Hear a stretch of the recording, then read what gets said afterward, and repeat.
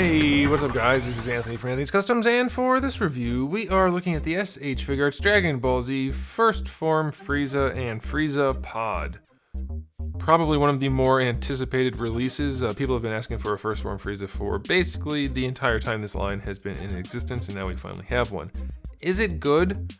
Is it bad? Is it up to snuff? That's a good question. We've had some really strong releases lately, and then some that are very confusing, Kid Gohan being one of them. I'm going to tell you, this figure does some things nicely, but other things very strangely. So let's go ahead and get it off the stand and take a closer look. And this guy stands just about 11 centimeters to the top of his head, a little bit more than that, which makes him pretty close to 4.5 inches. So he's definitely on the smaller side of things. Here he is up against Goku, just so that you have an idea before we get into the rest of the review. I would argue that he's probably a little bit big. And they do tend to make the smaller guys slightly bigger than they should be, and the bigger guys slightly smaller, so I think that's fine. I don't think it's going to stand out as a problem. He's definitely small enough. And I didn't check exact height measurements because those are so inconsistent anyways. Okay, but before we get into anything else, let's do a question of the day. Which form of FRIEZA is your favorite? And a second part, we already have final form, and now we have first form. Which other options would you like to see as figures? Would you like bulky final form? I don't know the official names. Or the second form? That's the one I want with all the horns and things. That's what I want. So let me know which one you guys want to see next and which one is your favorite. Okay, let's go ahead and talk about the aesthetics of this figure. Obviously, we have a better proportioned, better scaled version than the Dragon Stars one. I did review that. You can check that out up there. I don't have it anymore to compare against, but I will say, as far as fit and finish, this one's not far off from that. Yeah, this one's nicer, no doubt. But is it that much nicer? I don't know. Not really. I mean, yes, scaling and proportions, without a doubt, this one's better. But as far as like the fact that there's no paint on this guy other than his armor and like the face parts, there's not much going on. Yeah, okay, I'm exaggerating a little bit. There's paint here and here, but there's no detail painting is what I'm getting at. It's a very basic release for Bandai. Not a lot going on here. They did do a particularly clean job painting in here and the face, but things like the head being just a chunk of plastic that's a separate piece, there's no paint on here. There's no shading. There's none of the metallic look to it. There's nothing going on up there. That's definitely a bummer for me. This looks like a hunk of plastic. So that's less appealing. They also made his hands and feet like semi-glossy, his neck super glossy, his face flat. The color on his face doesn't match his neck. It's very obvious in person. I don't know if you're going to be able to tell. I think you will. We do have different finishes and different colors. So there's a lot going on here that's not really impressive. It's kind of, well, it's not kind of, it's very disappointing. And then for the pink parts, there's no wash, there's no shading, there's nothing. It's just solid pink plastic, which can be okay, but for these paler colors, these lighter, paler colors, it's hard for that to look good as just molded plastic. And it does have a certain level of cheapness to it, mostly because it's glossy also. That's definitely a bit of a bummer. I'll point out though, as far as the aesthetic, the articulated tail is a big letdown because we have this nubbin of the tail connected to his ass that's permanently pointed down. So if you want to pose his tail up, it just looks like crap. It puts a big kink in it. So no matter how you want to pose it, it looks really weird that it sticks down, it juts down, and then we see this break in it. So you really can't pose it in any way other than to follow that curve. And then your only real option is to use the spinning part back here. It's limiting in a significant way for no real good reason. If they had not enough room to fit a bulb peg in there, they could have figured out another way, or at least made it straight. They could have figured something out. They needed to, because this is not effective. It looks bad, and you can't pose it. So that's definitely a bummer there too. Unfortunately, those are some significant issues. The other thing I want to mention is I've had a lot of people talking to me about the faces and whether they're accurate or not. And I would say yes, they are, depending on the source material, but by and large, they are not. And the best evidence I have to support that is they don't match the faces on the prototype. You can see here, you can't see here. Let me move the camera so you can see what I'm talking about. On this one right here, the big one, you can see how wide the eyes are, and that's typically how FRIEZA was drawn. like almost exclusively. That's how he was drawn. Some of the toys that have been out over the years have the narrower face, but his eyes are supposed to be fairly far set back behind his brow, and they're fairly wide. He's got a relatively squatty and wide set eyes, a squatty face and wide set eyes, and all of these look like he's supposed to look, especially the yelling face, the laughing face. All of these faces look excellent, and you can see here the other one there, and then down here we have the two other options. Those all look really good. None of the faces in practice actually look like that. They do have the pinched in look with the narrower pupils and the very flat looking eye area. It takes a lot out of the figure, honestly. Like, if you just look at this, it doesn't look bad, but it doesn't match. Let me grab the box again.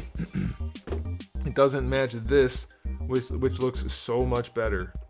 You can see the difference. Hopefully you can see the difference in the eyes, the pupils especially being wider set on the box image, and it looks like the face is set farther back against the brow, whereas on the actual release, now granted you can't turn this, but you can see the way there's like a heavy shadow underneath the brow, the white part. On this, you don't have any recess really. It's almost just like a Goku face or something as far as the brow, like an angry Goku face. So yeah, I would agree with the people that are saying it's not quite accurate, that it's not. Or at least a more accurate description would be that it doesn't quite look right, even though it can technically be considered accurate depending on the specific reference. So both sides of that camp are right in some ways. Personally, I would rather it match the box art and the images that we saw in the solicitations, because that's what we paid for, and it looked basically perfect there. So while I don't hate these, they are not accurate faces compared to what we thought we were getting. I don't think it's as much of a deal breaker as some people are suggesting, though. So aesthetically speaking, we do have a handful of issues. I'm going to go ahead and talk about one other thing, which is the pod, because that does count as part of the aesthetic that we should talk about, I think. And they did a pretty good job. It's a flat finish everywhere, and the metallic gold looks awesome. It's more of a matte finish, and they did a pretty good job. I wouldn't have minded seeing some gloss on here, because here's the weird thing about this. This is like a mechanical thing, obviously, and while he's some kind of creature and he's got some kind of armor on, we're not exactly sure which parts of him are like supposed to be glossy or not, because it's a cartoon, but he's mostly glossy. His, what you would assume are skin parts, and his armor, it's all glossy, but his pod is a very matte finish, so it has a weird contrast in that the organic part is glossy and that the metallic spacecraft type thing is not. So it does kind of have a weird issue there. I imagine most people won't care, but some people are going to look at it and think something's off, and it's the juxtaposition of the high level of gloss here and none there. Again, that's probably not a big concern for most people, but it is a thing some people have brought up to me, so I figured I'd mention it. Okay, so aesthetically speaking, it's not bad by any means, but it definitely has a fair share of problems. For a Figuarts figure, I don't think it's one of their better showings. I'm going to go 7 for the aesthetic. Now, as far as accessories go, we do have a bunch. We have the two different heads, one with like a neutral brow and then one that has the more expressive brow. And you can interchange the faces on those accordingly. Not necessarily all faces are going to work on every head properly. You have a kind of neutral smirky face, then you have the slightly more smiley neutral face, and then you have the nervous looking face and the two different wide open mouth faces. And of course, like I said, those aren't going to work on both heads. You'll see how they work. I mean, it makes sense. The heads go with the faces, as you would expect. Now, the thing that kind of bugs me about this, again, is very similar to a recent release in that the scouter / earpiece are removable. And I get having a removable scouter, and I get having a removable earpiece, but they're not well fitted. The earpiece has a giant gap going around it that's not quite even the right shape. And it just seems not to be up to standards with Bandai's usual level of finish. The scouter itself is very nice, and it fits better than the earpiece, but the earpiece does need to go on there sometimes, and it just doesn't look great. So if they're not going to do it as clean as they normally do, they need to just make a separate face part for the earpieces and a separate face part for the scouter to connect to. Having gaps around face parts is not acceptable as far as I'm concerned, but that's what they have done with this, and I think it was Bardock that had the same issue. Okay, now as far as hands go, we do have the 2 fist hands that come on them in the package. We get a pointy finger hand, a curly finger hand, and then 2 clenchy hands. So that's pretty good. We get his little finger effect I can't remember what it's called now. Death Ball, Super Blasty Finger, I don't know. It's not as transparent as I would like. It's mostly metallic orange. Most of the effect parts we get from them are more translucent, less paint. This is more paint, less translucent plastic. I like that it just goes over his finger, but it definitely would have looked better being less opaque. And then of course we do get his Dragon Ball, which is the Namekian 5-star ball, which is pretty cool, very nicely done. And lastly, we already mentioned it, but we do have the pod with the little clear part for making it float, which is a pretty cool touch. And there is a panel back here you can pop off and use it with a stage, whatever, one of the Tamashii stands. You can do Act 4, Act 5, it wouldn't really matter.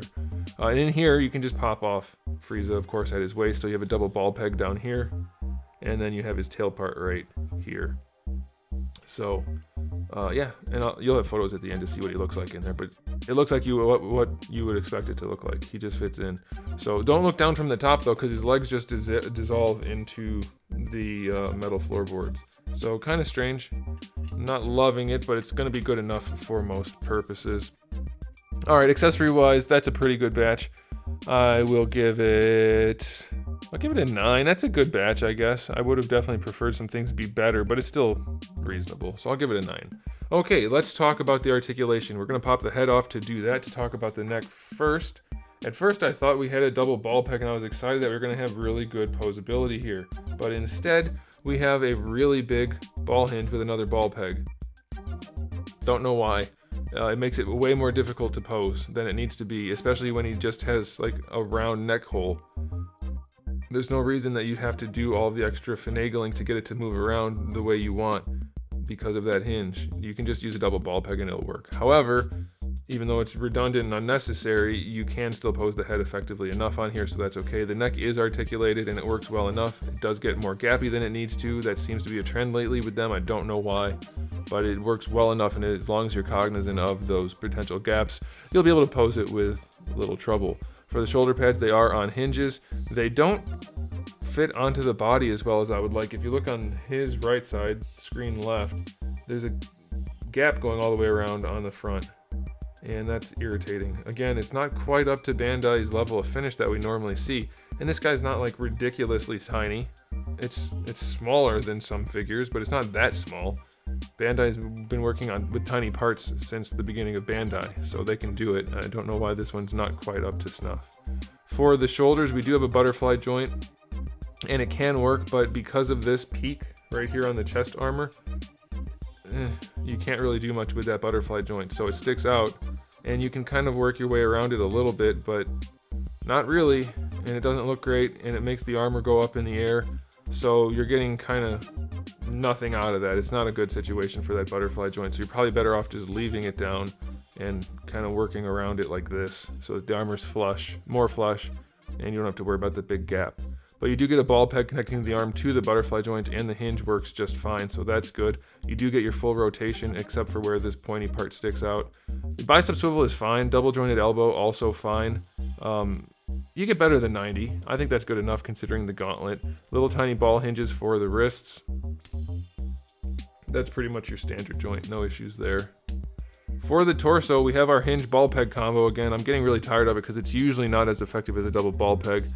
So you can lift it up and bring it forward, but it's not like it grants a ton of range forward. Like, that's not a ton. It's an average amount of range, but you also get a giant gap for doing it. So just do a double ball peg and let it crunch, you know, let it just slide over the front. I don't quite get why they're doing that. And when it's not actually necessary, you get very little range side to side on that ball peg, and leaning back is non-existent. That's as far back as it goes. He doesn't lean back very well. So again, that ball peg hinge combo, not particularly effective. You do get the joint down here between the white and the black like we usually do. It's a little hard to maneuver, but it does lean forward and back on that, and it'll lean side to side a little bit, and you can get your rotation out of that, so that's fairly useful. For the hips, you get your swivel going all the way forward. He does kick pretty high. You have to rotate the leg a bit due to the shape, the angle of the cut there, but you can get the leg up pretty high. And it goes back except for where the tail is, so that's reasonable. That's fine going out to the side, but you get enough range out of that, so that's okay. Your thigh swivel is going to be fine. Your double jointed knee works really well considering it's one of the better looking knees they've done.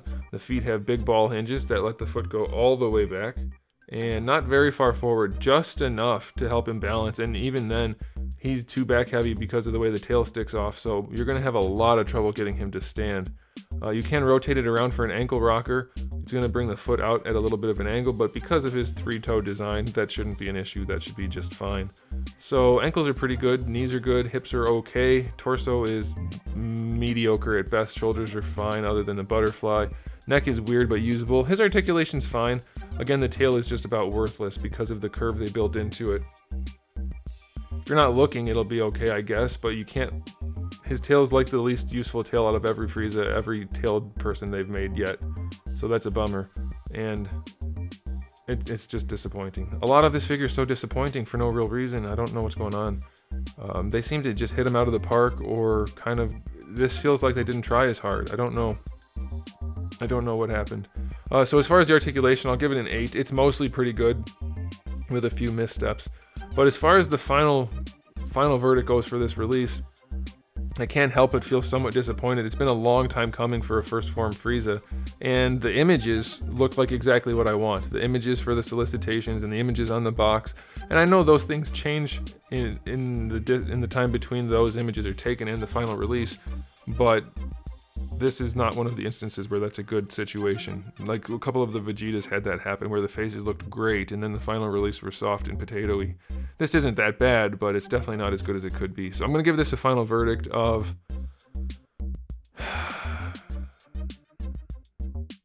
I don't know, it comes with a lot of stuff in the package, but I am still somewhat disappointed by the various things. I'm going to go somewhere between 7 or 8, I guess. It's not a bad release by any means, but it could have been so much better without it costing anybody more money that it grinds my gears a little bit. I'd like to hear what you guys think, though. Let me know in the comment section below. Are you satisfied? Are you disappointed? How are you feeling? It's just hard coming off of such a strong release as Bardock to get this, or Kid Gohan, and I know the release order has been somewhat contentious, but because of shipping delays and stuff. But you get what I'm saying. They do such good jobs and then such questionable things at the same time. Very strange. But let me know what you guys think in the comment section below, and thanks for watching. If you enjoyed the video, give it a thumbs up. If you didn't, give it a thumbs down. And if you haven't subscribed, you might want to. I have new videos almost every single day, and thousands already on the channel. So make sure you come back for all of that. And in the meantime, keep collecting.